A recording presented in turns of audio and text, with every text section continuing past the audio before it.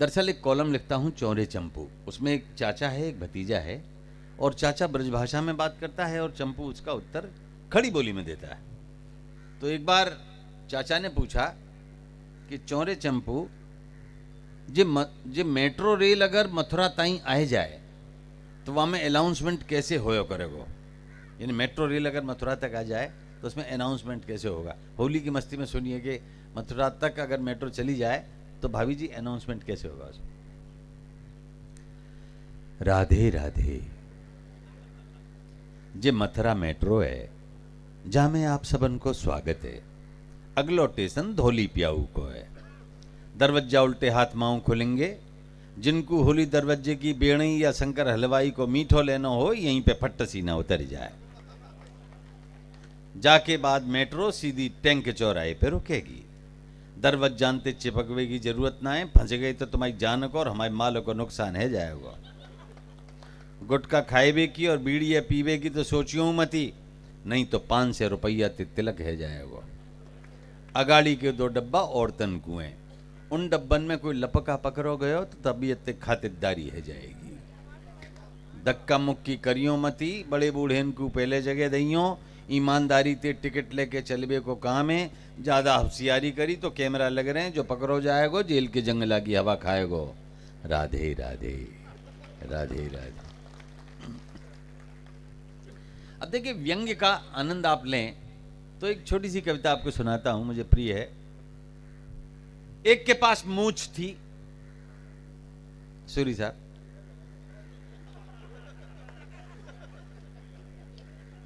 अच्छी थी। एक के पास मूंछ थी, एक के पास पूंछ थी। मूंछ वाले को कोई पूछता नहीं था, पूंछ वाले की पूंछ थी। व्यंग पे जहां आपको लगे वहां आशीर्वाद देते रहिएगा। एक के पास मूंछ थी, एक के पास पूंछ थी। मूंछ वाले को कोई पूछता नहीं था, पूंछ वाले की पूंछ थी। मूंछ वाले के पास तनी हुई मूंछ का सवाल था, और पूंछ वाले के पास झुकी हुई पूंछ का जवाब था। पूंछ के 2 दिशाएं नहीं होती, मोहब्बत में हिलेगी, मारेगी या मरेगी, एक वक्त में एक ही काम करेगी। मूंछें क्यों अशक्त हैं? क्योंकि 2 दिशाओं में विभक्त हैं। लंबी कविता, उसका अंत बताता हूं आपको कि एक झुकी मूंछ वाले ने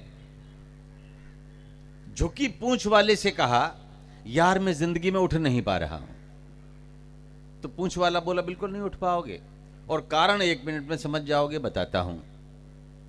तुम बिना हाथ लगाए अपनी मूंछ उठा के दिखाओ, मैं पूंछ उठा के दिखाता हूं।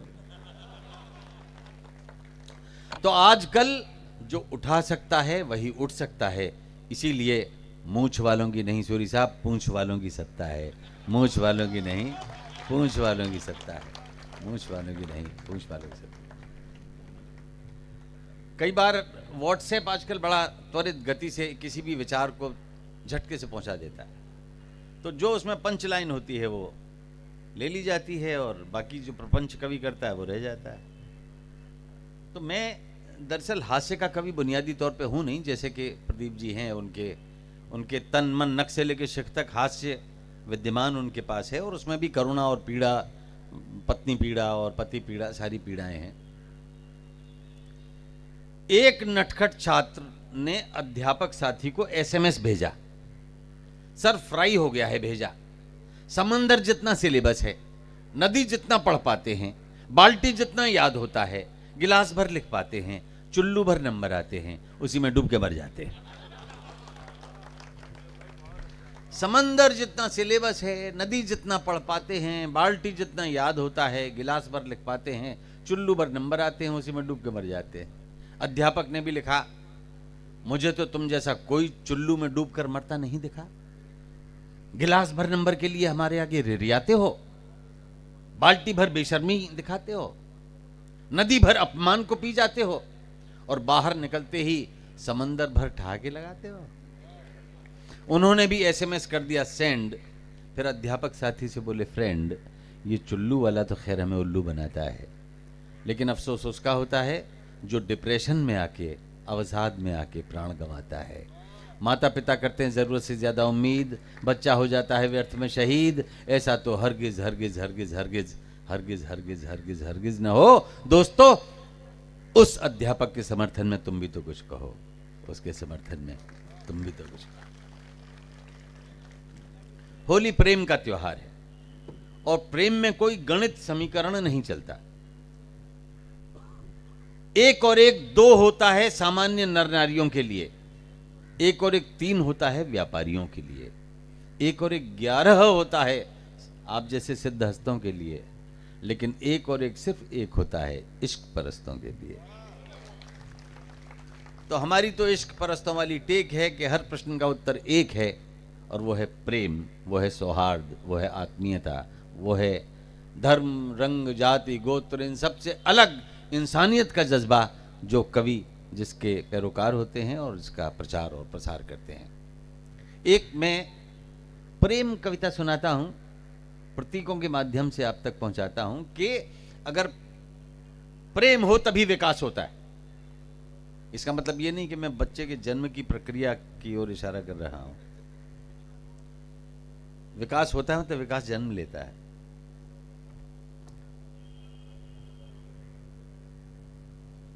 बादल से बोली बदली, सूरी साहब प्रेम की कहानी है। बादल से बोली बदली, ये उतावली नहीं भली, मुझे छोड़कर भागा जाता किस रास्ते अनजान गली। बादल बोला, ओ बदली मैंने राह नहीं बदली, तेज हवा ले जाए जिधर वो मेरी मंजिल अगली। बदली को आया गुस्सा, बादल को मारा घिस्सा, दुष्ट हवा कैसे लेगी मेरा हक मेरा हिस्सा, मुझको अपनी कहता है और संग हवा के बहता है। अरे वो तेरा कुछ भला करेगी, किस गफलत में रहता है, प्यासा मरुथल तरसेगा, तुझसे ही तो सरसेगा, अरे संग हवा के लगा रहा तो क्या सागर पे बरसेगा।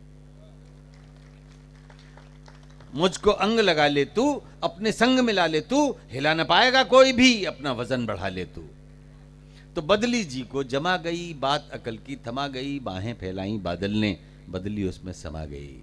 अंतिम दृश्य है कि दोनों गए प्रेम में डूब, दोनों मिलकर बरसे खूब, फिर कुछ दिन के बाद दिखी मरुथल में हरियाली दूब। दोनों मिलकर बरसे खूब, दोनों गए प्रेम में डूब। कवि कविता बनाता है, शब्द आते हैं, शब्दों के साथ अर्थ आते हैं, लेकिन पिछला कुछ जमाना ऐसा रहा कि बहुत सारे शब्द लाइन लगा के दूर तक खड़े थे और अर्थ बेचारे पेटीएम में पड़े थे।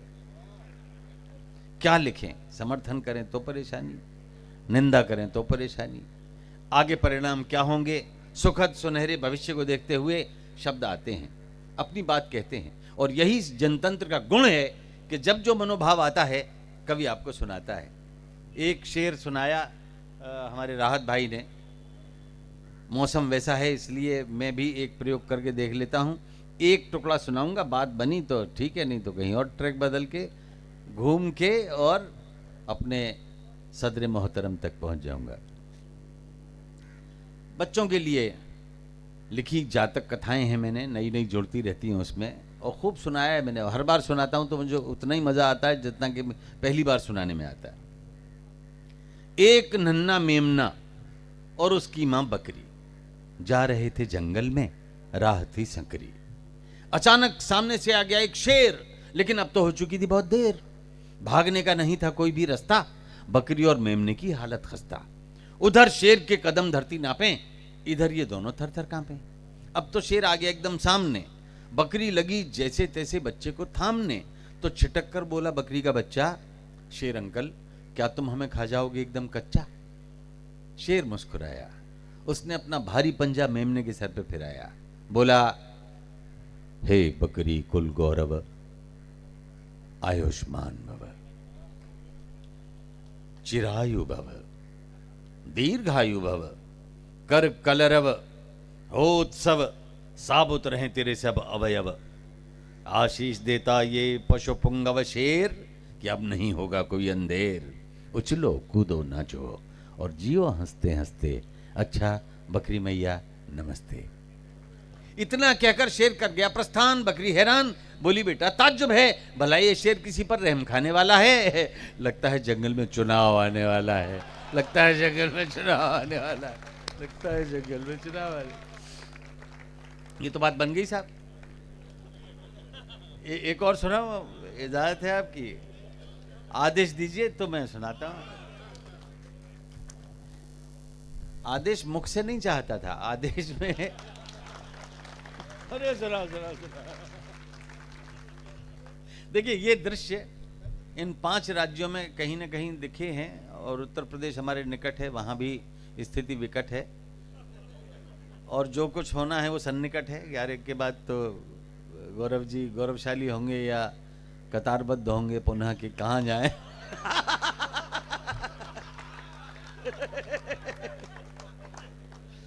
तो शेर ने कुएं में झांका, शेर ने कुएं में झांका, वहां पहले से बैठा था एक शेर बांका। ऊपर वाले शेर ने दहाड़ लगाई, प्रतिध्वनि नीचे से आई, मत समझना मुझे अपनी परछाई, बहुत देर पहले का आया हुआ हूं, तुम्हारी महत्वाकांक्षाओं का सताया हुआ हूं।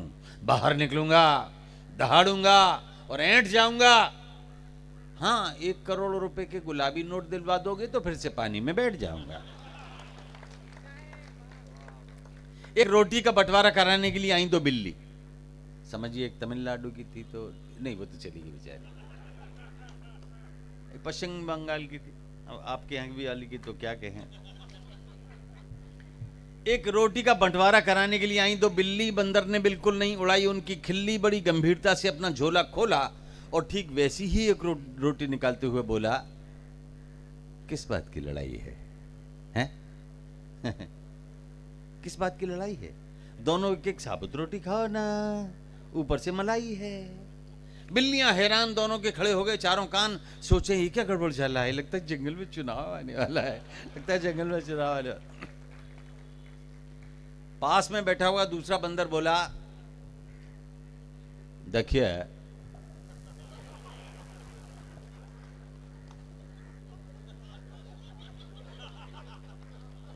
का है और ठीक पहुंचाना है, और तुमको रहस्य बतलाना है कि जो असंभव था वो संभव हो गया है। अब भेड़िया दल भ, गीदड़ दल ग, तेंदुआ दल तुम और घोंदुआ दल पू का हमरे बानर दल में विलय हो गया है। इस जंगल का राजनीति में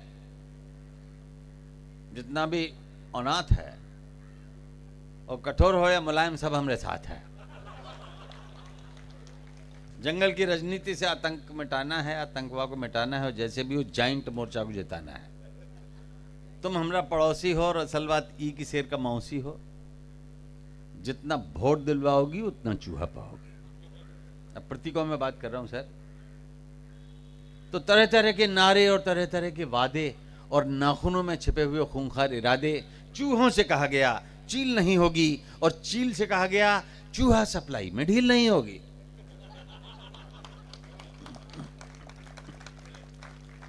मधुमक्खियों से कहा गया भालुओं से तुम्हारा प्रोटेक्शन होगा, और भालुओं से कहा गया सारे मधुमक्खी छत्तों पर आपका रिजर्वेशन होगा। हिरणों से कहा गया जंगल के जीवन में अहर्निश सवेरा होगा, और हम जैसे उल्लुओं से कहा गया अजीत दिन में भी अंधेरा होगा।